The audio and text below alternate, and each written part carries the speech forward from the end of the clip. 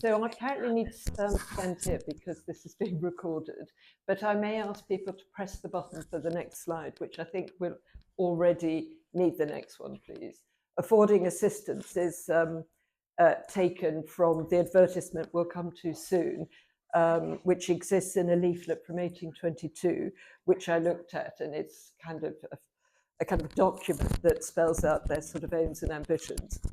When I was first asked to think about the Turner and Constable context, I thought that I might be doing a talk just about Turner and Constable's involvement in the AGBI. But the more I looked at the minutes, so basically knowing a little bit about the AGBI, but not a lot, knowing that Turner and Constable were involved and what Abby's mentioned about the foundational sort of setup with many Royal Academicians, I thought I would talk more about their involvement. But as I looked in the minutes, so the minutes we have here at the AGBI, they've held on to their historical archive, and there are lots of beautiful leather-bound volumes that have the regular minutes of the various members who sometimes called themselves subscribers, sometimes called themselves directors, and sometimes called themselves trustees. So the fund, the charity, evolves very, very gradually, and you have to interpret things from the use of the minutes. So as it happens, I'm going to talk about Constable and Turner and their involvement, but I'm also going to talk more about the context of the foundation of the AGBI within the context of the art world of the early 19th century, thinking, the foundation of the Royal Academy, who were the buyers of art, how did they raise money, how did they circulate, who knew who, that sort of thing. And the reason I decided to do that, it was because it was clear from reading the minutes that almost anybody who was anybody in the art world was involved in some way in the very early years of the founding of the AGBI.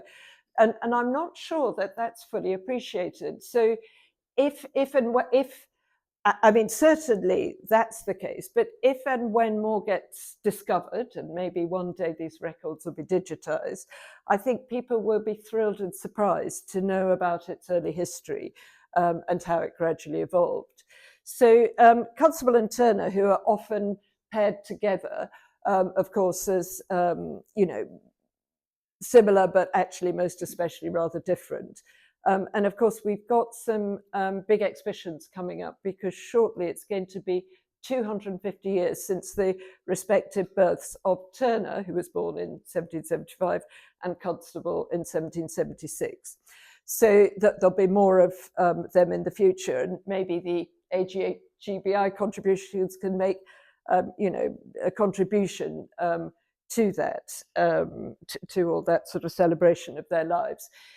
What I want to suggest is that Turner was super heavily involved in the early years of the foundation of the AGBI. So from 1814 through to 1829, when he resigned.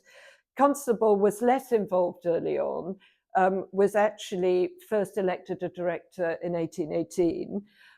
So sorry, Charles, sorry, Abby, and sorry for the website, but I'm going to be a bit sort of nitpicky and say actually probably Constable wasn't a founder member.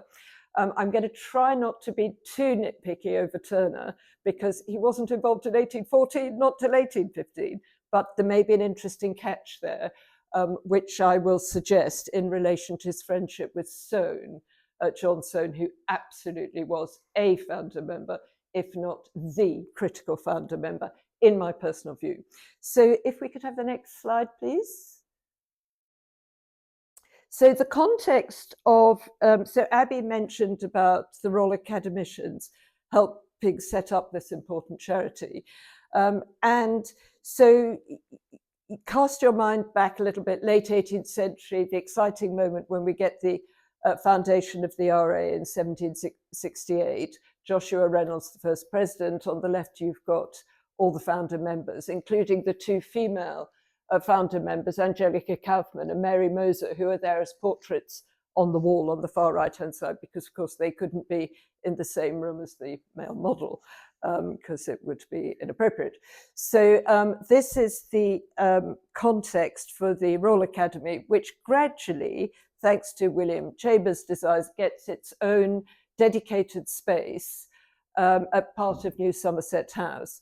And of course, the Courtauld Institute now occupies on two sides of the sort of entrance, on the right-hand side of the galleries. And right up there at the top is Chambers' top-lit, purposely designed great room. And you see all the pictures are hung frame to frame, and it's all rather chaotic. And of course, academicians cared very deeply about where their works were placed, because if they were in a better position, they were more likely to be sold.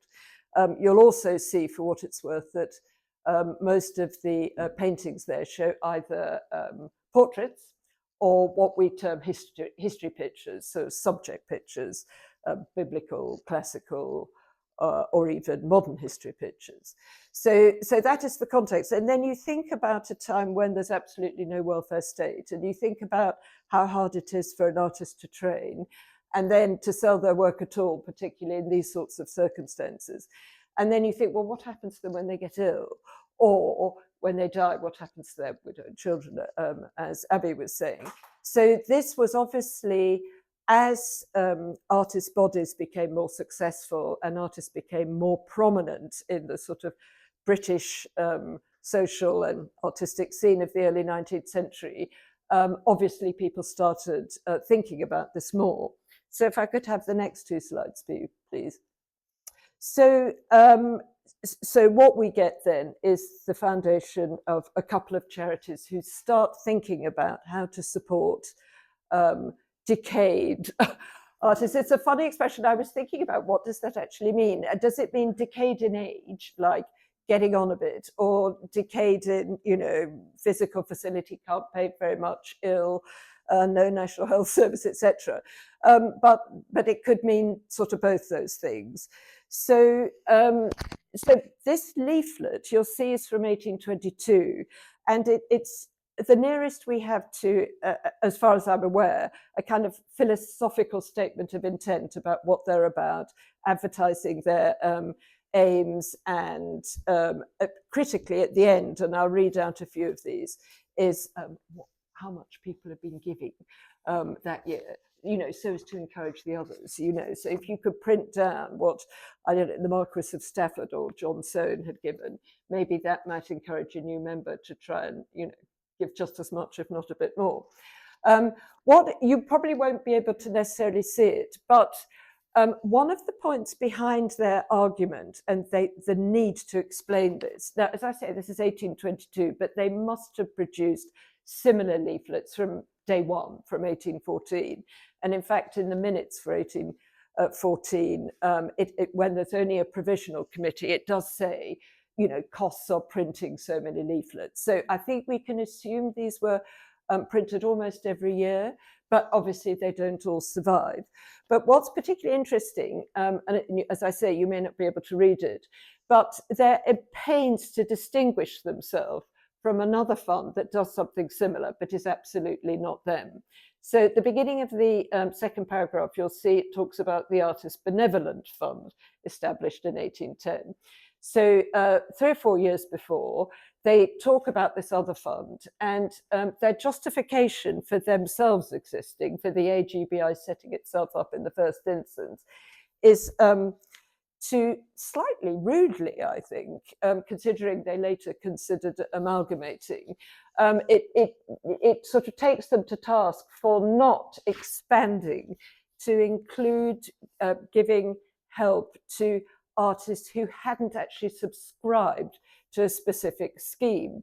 So basically, the Artists Benevolent Fund was there to help the widows and the children and so on, but only if the artists in question had contributed, like a kind of form of insurance, I suppose, under the money was held in a joint stock fund.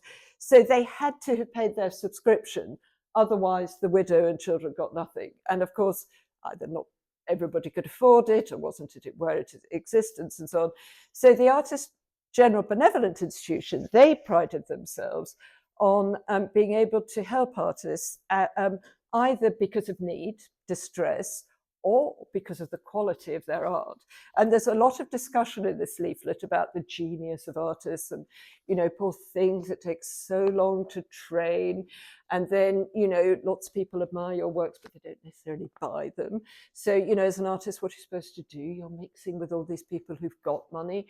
So, you know, the implication you have to buy expensive clothes to, you know, keep up with it all. But in the end, what do you do if you just don't earn enough money? So it actually goes on to say, which is quite interesting, it emphasizes that there should be no stigma applying to the fund, because, you know, artists of quality or genius, if they're good in their own right, if they're short of money, it's not necessarily their fault.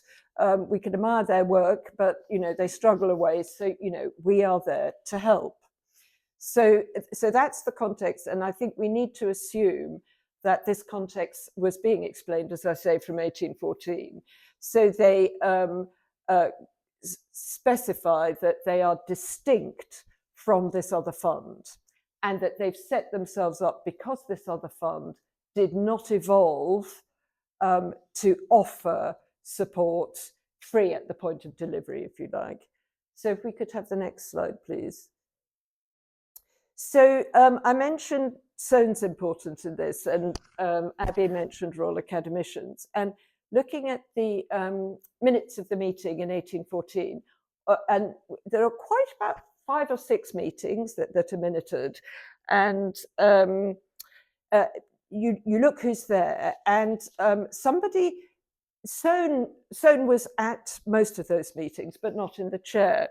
And somebody called Thomas Christopher Hoffland, who we'll come to in a moment, was in the chair, who's a rather minor, little-known landscape artist. But Soane knew his wife, Barbara, who was actually quite a well-known author. So because Thomas Christopher Hoffland was an artist and probably, you know, had a lot of spare time, whereas Soane was really busy with all his commissions, he probably strong-armed, this is my guess, Hoffland into joining the committee to leave Soane freer to get on with some of his architectural projects. So just for a bit of context to make this a bit more visual, because obviously I didn't want to show you lots of slides of minutes and, you know, funds and how much money people had given. I'm just showing you Pitzhanger, obviously, which was an earlier country mansion that he built in Ealing, and then Dulwich Picture Gallery, which he was busy finishing at this stage. So 1814, as we know, is the founding date of the AGBI. And the commission to build Dulwich was about 1811 to 13. It's said to be open in 1814, but I think it wasn't open to the public until about 1817. And as it happens, and this will become relevant later, incorporated into the original design of the gallery, which was the first public gallery in Britain where you could see works of art, were some almshouses. Now, I'll come on to that later, but I just thought I'd plant that idea now. So before we go on to the next slide, John Soane became a full Royal Academician in 1802, the same year as Turner. And they were very close to each other. They came from similar, quite humble backgrounds. Soane was the son of a bricklayer and Turner was the son of a barber, but both super skilled in their own fields. They both loved fishing. Turner loved architecture, was possibly even an architect manqué. Later, I'll show you a slide of the house he designed for himself in Twickenham, called Sandicombe Lodge. So what I'm trying to do is build up a picture of Soane and Turner being very, very close friends and close professional colleagues. And incidentally, they both became full academicians in the same year, 1802.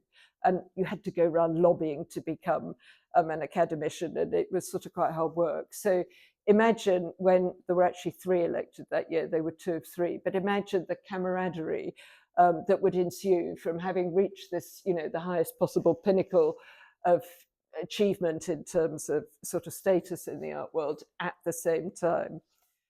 So if I could have the next slides, please.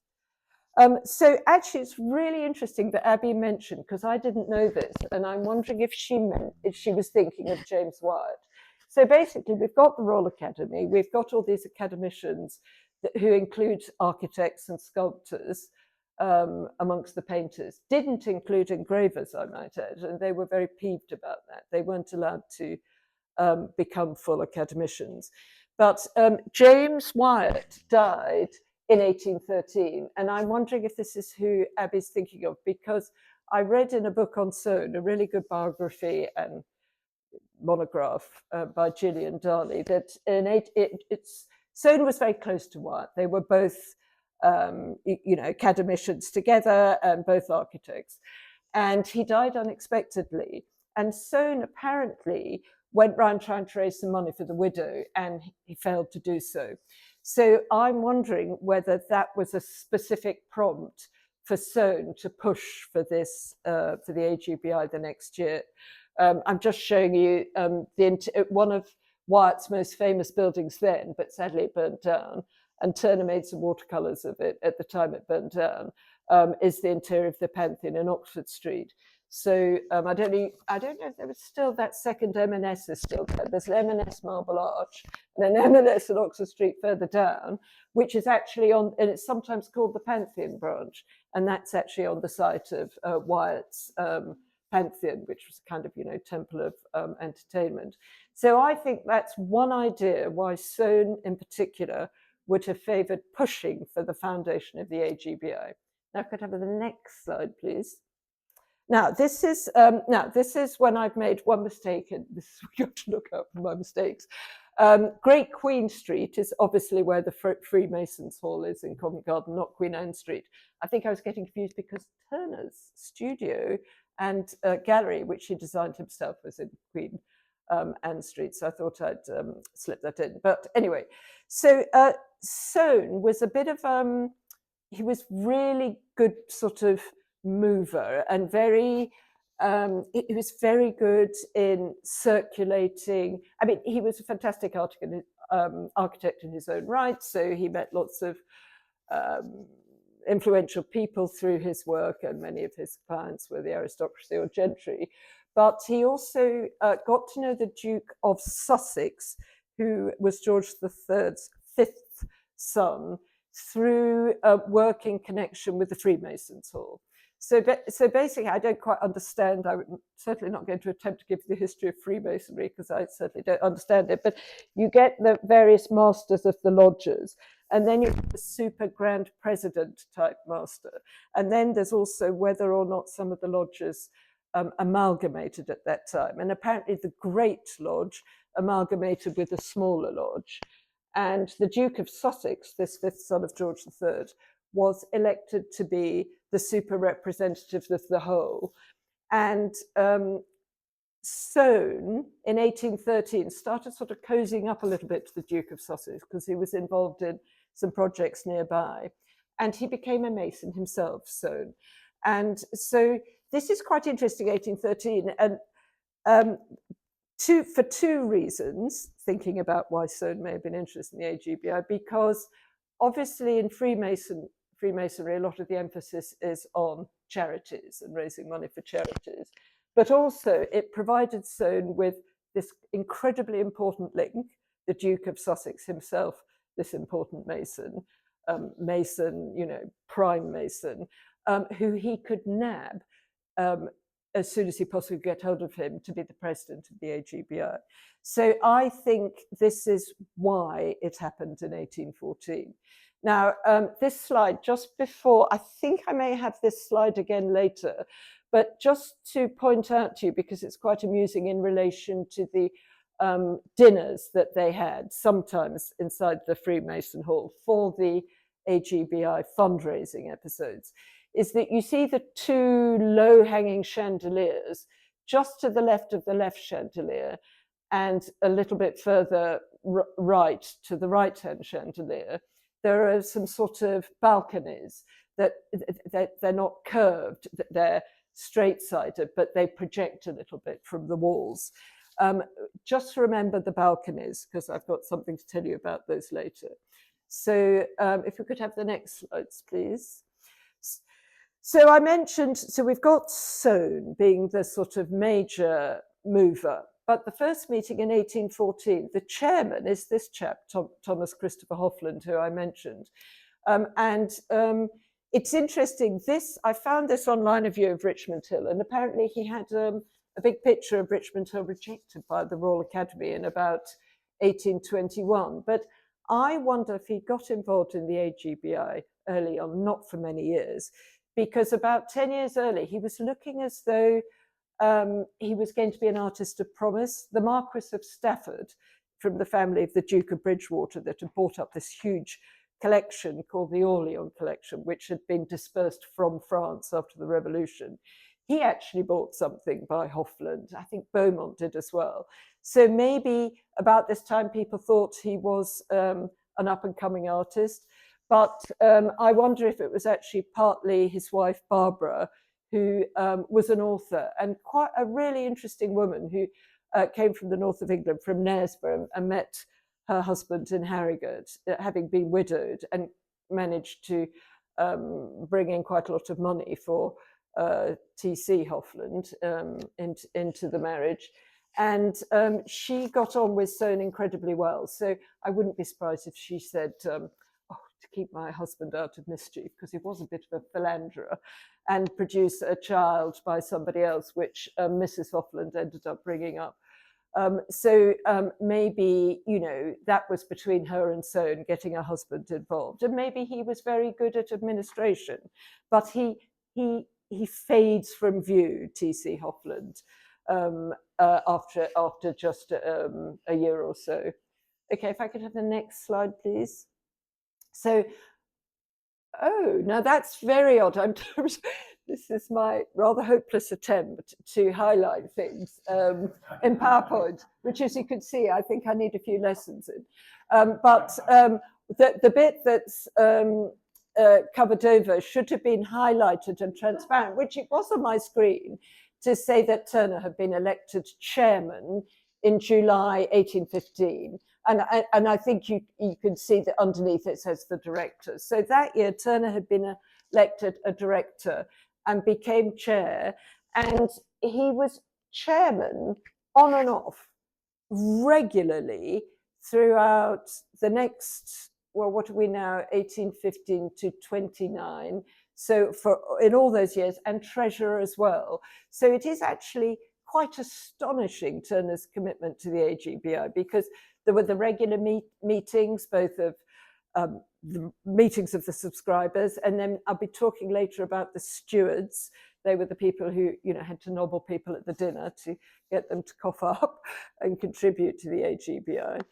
This is obviously one of the leather-bound volumes in which the minutes are recorded. The minutes are actually quite difficult to follow because when they had meetings, they met in a local tavern. So they either met at something called the Craven Hotel in the Strand, or the Freemasons Tavern, not to be confused with Freemasons Hall. And that's often where they met. And I think the person taking the minutes, may have not got the book that evening. So sometimes, they start another book. So you can't just follow the years in one book. They kind of jump between one book and another. Of course, life isn't perfect, but I think it is amazing that all these minutes have survived. But that gives you a feeling of it. They're reasonably legible, the minutes, which is good, and carefully dated. Hence being able to make all these useful conclusions, or suppositions, I think we can possibly say. So if I could have the next slide, please. So Turner involved from 1815 substantially. Soane doesn't go to all the meetings by any stretch of the imagination, but I imagine that Turner was kind of Soane's placement to take over and be the super diligent, knowledgeable person who would sort of chair and do the treasurer. And when Turner becomes the chair, then Hoffland tends to go down to vice chair. But just to say a little bit more about the Soane connection, you probably know Turner's house at Sandringham Lodge in Twickenham, which was designed by Turner himself. And it looks, with all that exposed brickwork, very like Soane's work and is obviously heavily influenced by Soane. I think at one stage people thought it was designed by Soane, but I think it's actually designed by Turner.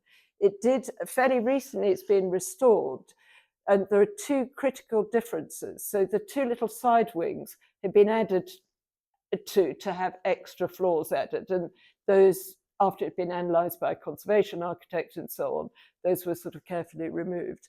Another great controversial battle, because this Sandicum Lodge, a lithograph, an engraving was published after it, which showed the front as if it were rendered in white sort of plaster.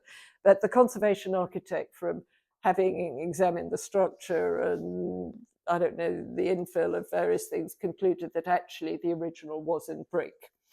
So that's how it's been restored.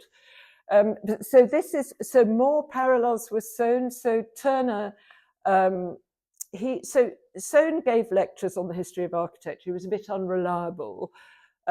Professor of architecture, was a bit unreliable, didn't give them on all the regular occasions he should have done.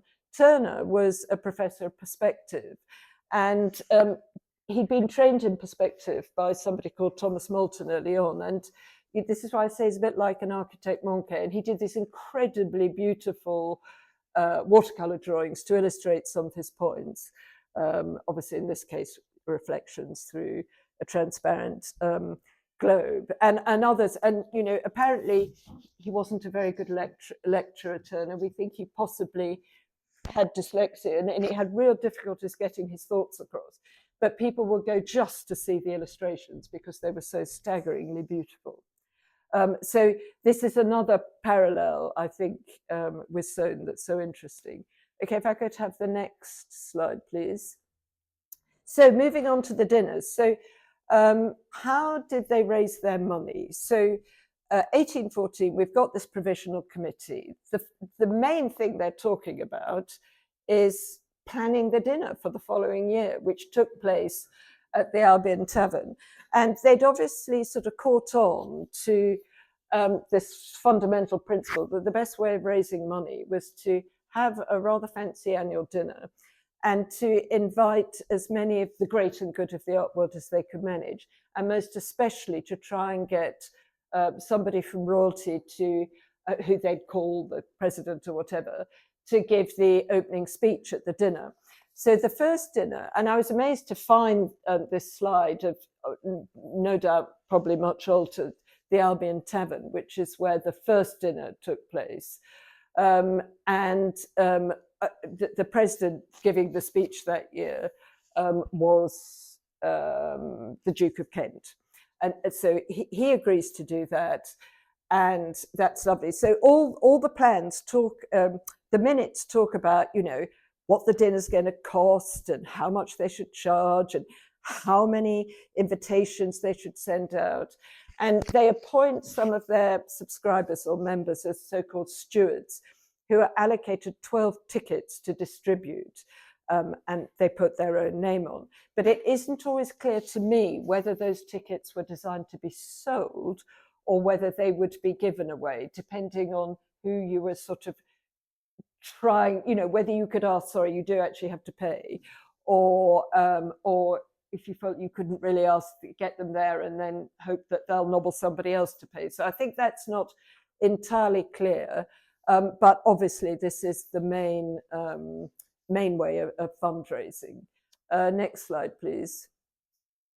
So the next dinner the following year was actually at the Freemasons' Hall, the one I showed you the photograph and said, don't forget the balconies. But at the very first meeting, they said, oh, we've got to put advertisements in the press, you know, that this dinner is happening to get people to sort of apply for tickets. But they obviously gave out quite a few free ones because, again, at the meeting, they said, oh, and it's all agreed, let's invite, you know, the press in, but invite, it's clear that they're giving them complimentary tickets. So, you know, I've just labelled here some of the editors of the various journals or papers of the time. And because I know that Leigh Hunt is one of the most famous of the editors, the famous radical who lived in Hampstead, knew Keats, Shelley and all the others, and was often imprisoned for publishing politically dangerous things, and so he would be there comfortably in prison with all his friends, bringing him lots of nice food, until he came out and wrote something radical again, and they threw him back in again. But anyway, so he, and actually, interestingly enough, I only found out quite recently, there's somebody called Robert Hunt who wrote for the Examiner, who's always commenting regularly on pictures at the Royal Academy, and a lot by Constable was actually his brother. So yeah, so they got the press in. So you know, so this is quite full on, if you could say, really, for a kind of modest charity that wants to get itself noticed. It sort of goes into it, you know, with guns blazing, if you like. So if I could have the next slide, please. That was the second dinner, and actually it's funny because the Duke of Oh yeah, no, so beg your pardon. So the Duke, could we just go back to the last one, please, and the one before? So yes, so sorry, beg your pardon. So the Duke of Kent was going to host the dinner the next year in 1816. So if we could go back to the next two, please. But he said, "I'm terribly sorry, I can't do that because it's the King's birthday." So obviously he had to go. The theory was that the next son, the Duke of Sussex, would go to the 1816 dinner in his brother's place, and it was all sorted. He was going to do an address, and then at the last minute in the meetings, it says, the Duke of Sussex apologises, but he's got an attack of catarrh, so he can't come. So he had a Secretary of Charities who wrote a special address, somebody called James Thompson, and that was read out at the dinner. These scribbled notes here are Turner, and in the Turner bequest at the Tate, there are, alongside all the lovely sketches and beautiful watercolours, you often get, particularly in the sketchbooks, lots of inscriptions in pen and brown ink. Sometimes it's lists of things he needed to buy to go travelling, guidebooks he needed to buy or borrow because he was off to Italy. And then you also get things like this, and this was a draft, and we think it's for 1818. This was his, so he had to follow in 1818 when the Duke of Sussex did attend and give the address at the dinner. And he was one of the sons of George III who was most interested in cultural events. So he was quite a coup to get him to be their president. And this is Turner struggling to produce some sort of address to give and follow on, you know, thank you, Your Grace, blah, blah, blah. But it's not, it doesn't make a huge amount of sense. It's a bit tortuous. So if we could have the next slide, please. So this is more of the same. I'll remember not to do this again. It's gone transparent. Luckily, it's transparent in the upper left, where you can see that the Duke of Sussex is we're back in the 1822 to 23 leaflet we saw at the beginning. And at the end, they produce a list of all the directors. I don't know what Abby may know. When they have the little stars against somebody's name, 2 stars, 1 star, I'm not sure what that means. And it may be something to do with when a director was elected to be a director. In the early years of the foundation, you can only be elected for 1 year.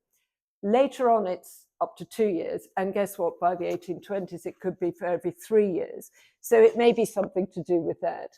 But the yellow blobs on the right indicate that in 1823, both Turner and Constable were directors. So they were sitting in meetings at the same time, when they could obviously both attend at the same time. What I might actually just read you out briefly is to give you some idea of the contributions, because the next few pages of this leaflet, I was mentioning it tells you how much all the others are giving to sort of, you know, corriger les autres, if you like. So, you know, the Earl of Aberdeen, £21. John Julius Angerstein, and we're going to come to him in a moment, £20. The British Institution, you even got corporate donations. So the British Institution was a another arts body that was founded just a few years before the AGBI by aristocrats and sort of movers and shakers in the art world, people like Sir George Beaumont, who we'll come across later. So they gave a £50 corporate donation. Then you get Alex Baring. Well, Baring, that's self-explanatory. William Blake is absolutely lovely. 2 donations of 10 guineas each. Earl of Egremont. And it sort of goes on like that. And then eventually we get to Soane, and this is 22, 23. 5 donations, one of £21, one of 10 guineas, one of £26, 5 shillings, and then £21 twice. I mean, you know, he'd made a lot of money by now from his projects, but he was staggeringly generous. So if we could have the next slide, please. So, okay, so this is when going through these minutes, it actually became quite fun because, so in 1816, for the second dinner, which was at the Freemasons' Hall, which is this beautiful room designed by the architect Thomas Sandby, who was one of the founder members of the Royal Academy. It was obviously one of the great spaces in London. And some of the members, subscribers, directors were getting so excited at the prospect of organising a nice dinner with nice wine that they organised themselves, this is all in the minutes, into a committee of taste and zoomed right down into the cellars to start trying wines to decide which were the nicest ones to have the dinner. And it literally says, we'll have bin number 20, bin number 46, and so on and so forth. They, in calling themselves a committee of taste, I'm sure this is a joke, you know, because a committee of taste is usually applied to something aesthetic to do with pictures. And I think they're just having a little bit of fun going down, trying all the wines. So it was either port, sherry, white wine. Now there are 2 there that Tenerife, I don't know what that is. I tried Googling these. I wonder if it's a form of Madeira of some sort. And then the one that really confused me was this Bucellar. And I looked that up, and Jancis Robinson said that there's a Portuguese white wine, a bit like a Hock or Riesling, which instead of having an R has the S on the end. So I think it was a Portuguese white wine. But anyway, that drops off the list one year and Tenerife starts replacing it. But anyway, I thought that was quite fun. But as for the balconies, this was clearly an all-male affair, the dinner, but they did allow, each steward could invite 10 or 12 ladies to go up and sit on the balcony and watch everything, but they were only offered tea or coffee. So next slide, please. So I mentioned John Julius Angerstein, and I had to say something more about him in the context of this. Well, I mentioned him because in those early minutes, they wanted to select lots of people who might be prepared to be stewards. And these are the more honorary stewards. So they're either very rich, aristocratic, or not members of the fund themselves. And one of the big sort of movers and shakers of his day, who was very rich, John Julius Angerstein, he sort of, marine insurance was his big thing. He was born in Russia and he was British naturalized. And people sort of talk about him as a founder of Lloyd's. But anyway, he's a big cheese, but he's also super important in this year in particular, because we are celebrating 200 years since the foundation of the National Gallery. And that is because his collection of mainly Old Masters as opposed to British art were bought with the money he earned from his trade. And they were bought by the British government the year after he died in 1824. And the room on the left, which is his house in Pall Mall, was opened as a sort of temporary National Gallery until they got round to building the National Gallery proper. So he was somebody they wanted to nobble as a steward. The annoying thing is you get this list, right, we've all got to go around. You've got to ask John Julius Angerstein, is he prepared to be a steward? an honorary steward. Presumably that means you sit there at the dinner and you just chat and make sure somebody's had a nice drink of your tarifa, and then you wait to strike and suggest they start coughing up to the AGBI. If I could have the next slide, please.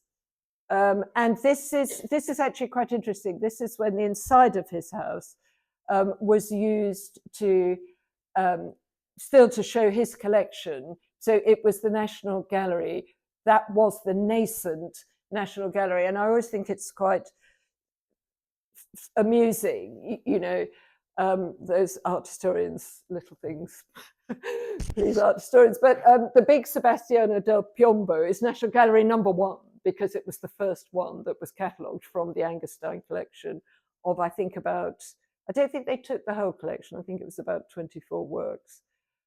So you can see why they would want him to be a steward. Next slide, please. And then one of the others they naturally wanted to collar and bring into the dinners was Sir George Beaumont.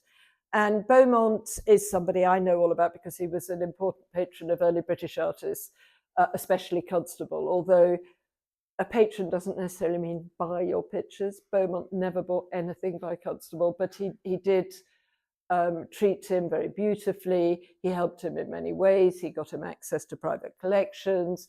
He let him copy his own collection of paintings and so on and so forth. And he was a founder of the British Institution, which I mentioned, that gave that big corporate subscription to the AGBI in 1822. I thought I'd also mention because his collection, because the government had bought Angerstein's collection, well, he kept saying, if you buy Angerstein's collection, I'll leave you mine, but if you don't, I won't. So, so he knew how to negotiate. So he did bequeath his collection to the National Gallery, including this fabulous Rubens, which was a wedding present from his wife. Next slide, please. So I think we're getting on quite well with the slides, and I do want to allow time for questions. But just to go back to Constable, so he didn't join until, he wasn't elected until 1818. So I think he really wasn't a founder member, but his great moving moment is the last thing he did before he died in March, late March 37, April the 1st, was to go out and do an errand to deliver some money for the widow of an artist who'd recently died in his capacity at the time as vice president of the AGBI. It's been suggested that he was actually elected at the time Turner was in the chair, which is quite nice, in 1818. And it's been suggested, and this is another interesting thing about the AGBI, it's been suggested it may have helped Constable to become elected as an associate member of the Royal Academy the following year. In other words, the implication is that if you were sort of in art politics, if you're involved in art societies and art politics, and you were there at meetings and influencing things, then your star was rising through that alone. Not that completely alone, but it gave you a bit of a boost. Then suddenly the academicians think, oh, this is a man who's, you know, coming up in the world. Anyway, on the basis of showing the White Horse in 1819, he was finally elected an associate member of the Royal Academy, which is, he's still got to wait another 10 years before he catches up with Turner to become a full member. Okay, if we could have the next slide, please. All right, so we're nearing the end of the images. So with Constable, I thought this was really interesting in relation to what I said at the beginning about the leaflet they published in 1822 about encouraging artists to come forward and not feel any shame in applying for money if they needed it, or certainly their widows or children after the artists had died, because obviously most artists were male then. You know, it was through no fault of yours and so on. Anyway, that was that. And then in 1827, Blake died, and we've seen he was a great contributor to the AGBI. He's a bit of a maverick artist, but very admired. And everybody knew that Catherine, his wife, helped him printing all his illustrated books. She mixed up the ink. She sometimes did hand colouring herself. So apparently this edition of Europe of Prophecy was hand coloured by her. So, so Constable, we know this one of Constable's letters because lots of his letters survive. He's vice president, and he says he's in correspondence with somebody called John Lyles, somebody who knew Blake very well, and Constable said to Blake, you know, to Lyell, I'm really worried about Blake's widow. You know, I'm just let me know.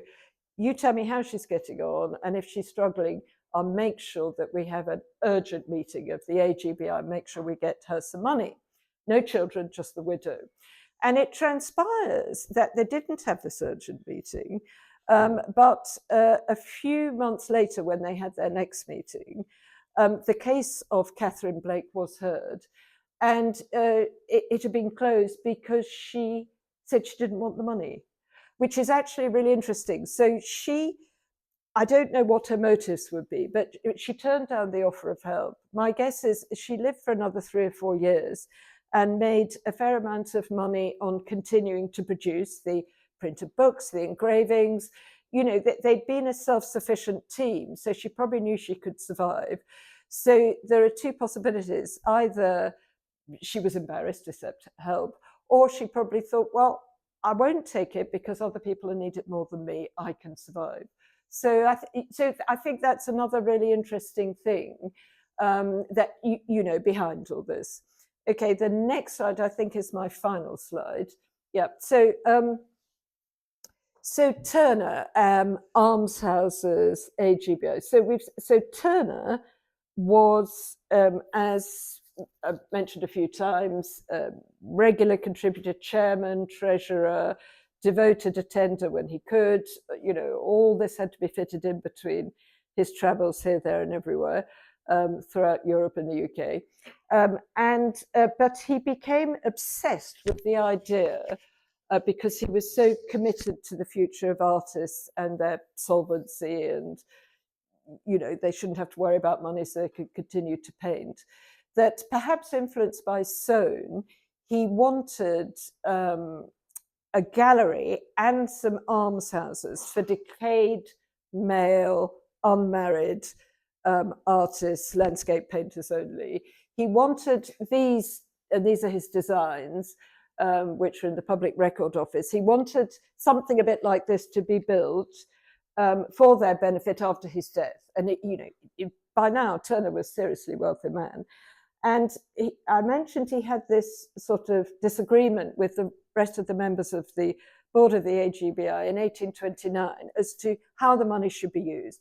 So should we AGBI, should they save up the money for a future rainy day of whatever sort, in Turner's mind probably to build something like this, or should we distribute the funds to people who needed it?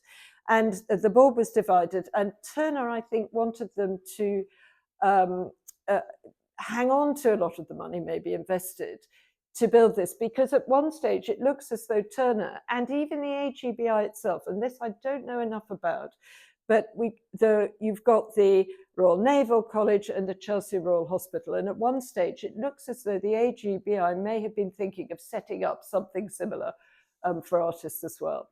Anyway, it didn't happen. There was litigation.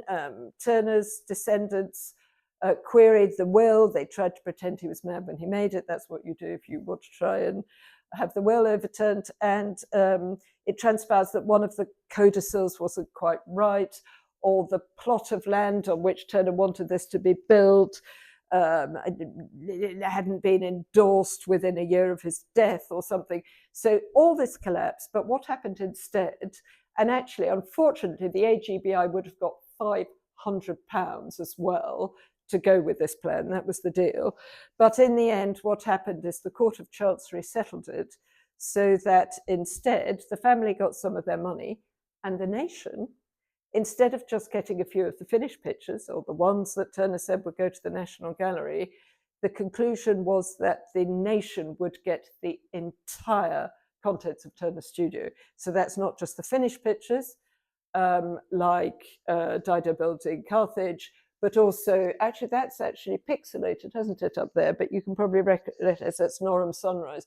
So the very beautiful lay-ins, unfinished pictures, very lightly coloured pictures with all this beautiful aerial perspective, those would have gone, they'd have been sold. So I'm sorry the AGBI didn't get its £500, but the nation got all 10. Okay, so I'm going to stop there, and I'm sure there'll be lots of questions.